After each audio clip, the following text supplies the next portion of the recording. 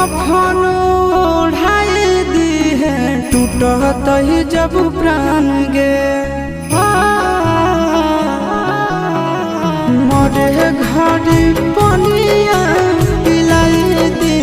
है जान गे कफन ओढ़ाई दी है टूटत ही जब प्राण गे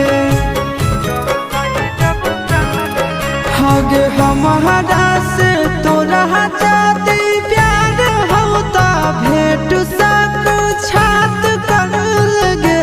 हगे सोनाया गावा हो घर